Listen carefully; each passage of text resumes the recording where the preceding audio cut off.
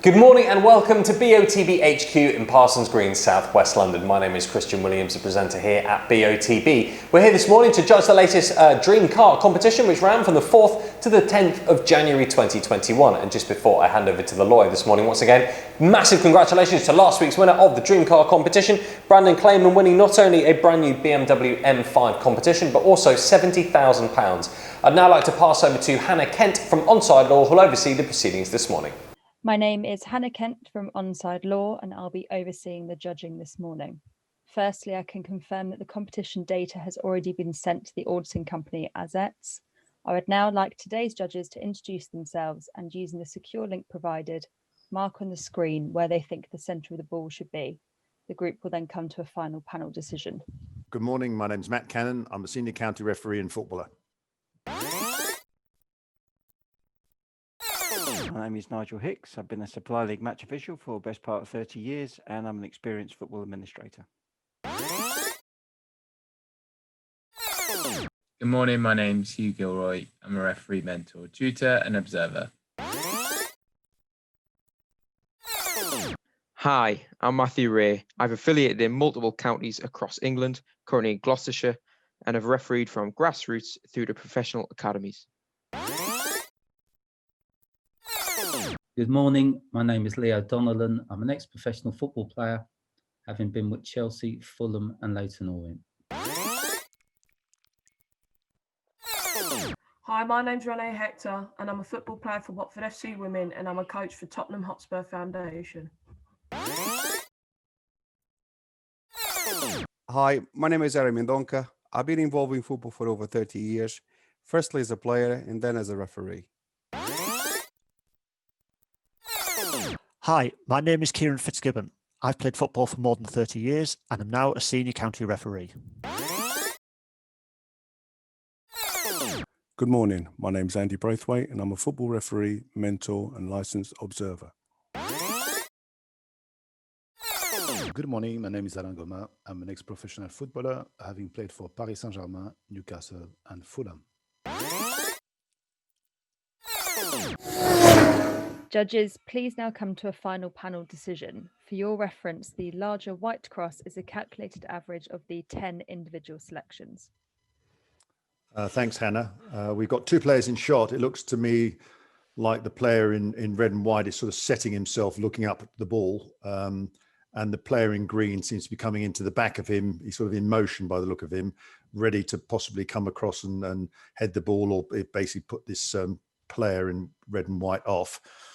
I'll draw some lines. We've got a bit of a spread from Aries on the left and Renee's on the right. Draw some lines in there to show taking Aries into consideration, and then Renee's. Well, actually, no, it's Nigel's at the bottom, makes it a little bit wider. And then from the player in red, again, we're slightly wider with Ari and slightly wider with Renee.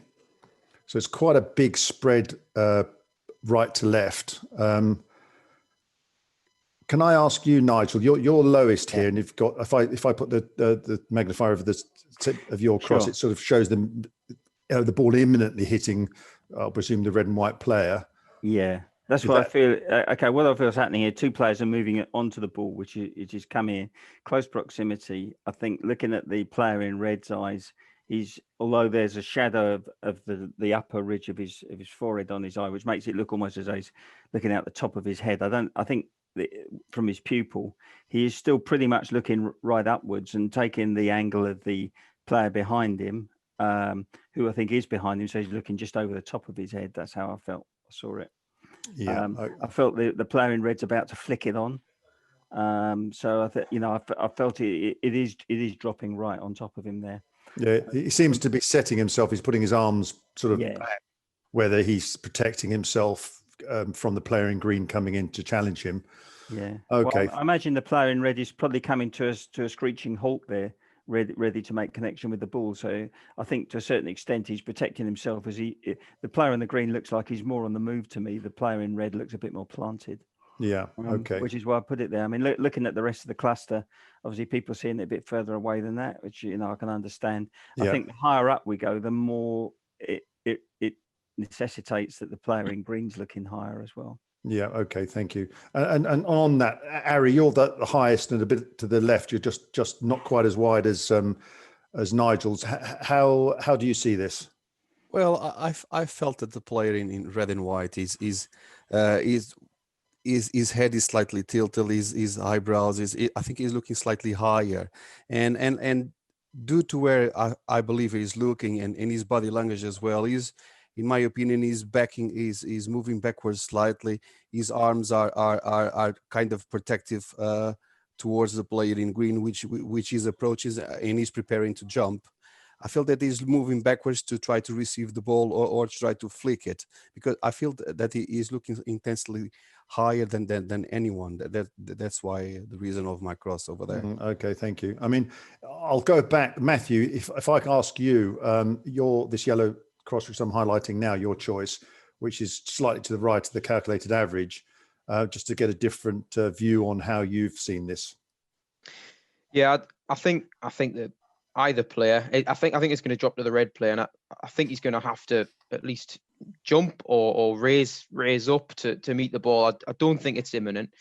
Looking at the red player's eyes, I just don't feel it's as steep as Ari's got it. I think it's further forward, but it's still dropping in. It's still dropping in from a height. And then looking at the green player's eyes, I think the angle of his head helps as well. So I've just gone for that sort of trajectory, but I've got it falling onto the player in red's head. Yeah, I mean, we've said before that this player, you can see the white just underneath his pupil, and I think it's been said many times. It's very difficult to look right up high. You're part of your head sort of will stop the eye line of that. Renee, you're the furthest to the right. What are your thoughts? Yeah, so similarly to everybody else, I think that the player in red is going to receive the ball. I actually feel like the ball's coming in and he's potentially going to chest it. I don't really feel that he's quite ready to flick it on, because with the ball that close to him, obviously to flick the ball on, you need to almost move your head forward to then move it backwards. And I feel like the ball is too close for him to be able to do that action. So I actually feel that it's coming into his chest and he's just backing off, trying to shield from the player behind. I took a lot from the player in green's eyes as well and tried to cross-reference them. And I just felt like he was just sort of looking straight across the top of the player in red's head, just across the top. So I think that's why mine is just a little bit further out. Yeah, sure. Okay. I mean, it should be noted that the player in red and white, the back of his neck is slightly furrowed. So it may be he's starting to crane his head back, which would justify his eye looking up. So the ball is moving across. Again, Alain, you're in this small cluster in the middle. You're again just to the left and above the calculated average. What did you see with this photo? Yeah, no, I've got a slight different view. I think the player is more in a offensive position, and is going to receive the ball. And I think he's moving downwards, and you can see the position of his arm. He's protecting himself, and he's stopping the player in green to anticipate. No, I think it's looking quite steeply, as you said. You can see the white of his eyes. I don't think he's going to jump. I just think he's going to hold the player, and he's going to probably chest the ball or maybe flick it. That's my view as well. Yeah, I'm a little bit over to the left, and just below me, Andy, you've got the sort of the second lowest by ever so slightly. And what's your view on the photograph and how they're going to anticipate this ball? Thanks, Matt. Again, a slight variation on what everyone else has previously said. I feel that the ball is dropping, not at an angle. I think he is fending the guy from behind him, but I feel that the ball's going to either drop. I don't think he's going to chest it or head it. It's dropping down to his feet. So basically, he's just holding the guy off. The ball is well within his control, in my opinion. And it's either bounce down and up or is about to bounce down, but he's just going to control it. To me, he's got no problems at all. The guy in green behind, the angle of his head, I think the vast majority of us are on a pretty similar sort of trajectory there. And I just feel that the centre of my ball is there. Yeah, okay. I mean, Leo, as another ex-professional footballer, how have you looked at this photo and what, because we've obviously got everyone's of the opinion, I think, that the player in red and white is going to play the ball, but there was obviously slightly differing opinions about what's going to happen. And he's just given a sort of a third hang on this with the ball dropping to the player in red. Hi, Matt. Yeah, look, I think the player in red is going to receive the ball. I think he's comfortable. I think if you look at his body shape, he's not too tense at the moment. So even though the player in green is going to hold him off, I think he's pretty comfortable that the ball's coming into him. He looks quite relaxed to me. So I think the ball is in front of him. The player in green is not going to get to it. Bit like ALAIN, I think he's either going to flick the ball on pretty much without jumping, or he might chest the ball. Control it, yeah. It's in front of him, and it's a little bit above him. Yeah, so that's how I see it. Yeah, thank you. That's that concurs with myself. And Kieran, you're almost next door to Leo. I think I'd say, Matt, thank you. I think I'd say exactly the same as Leo. It's not clear how he's going to play the ball, but the player in red and white is going to get the ball first, and he looks comfortable. Yeah, I agree exactly with what Leo said. Yeah, fine, thank you. And I think lastly, Hugh, I'll highlight your choice up here. You're just above the calculated average. Do you see that? Yeah. Do you photograph any differently from anybody else, or? No, I've got to agree. I think it's dropping into the player in red and white. He's going to receive it relatively easily. Again, I went back to the fact I don't think the player can look straight through his kind of eyebrow, so it's got to be that little bit in front of him. Yeah. Okay. So I'm going to remove Nigel, Ari, and Renee, and then I'm going to draw some further lines.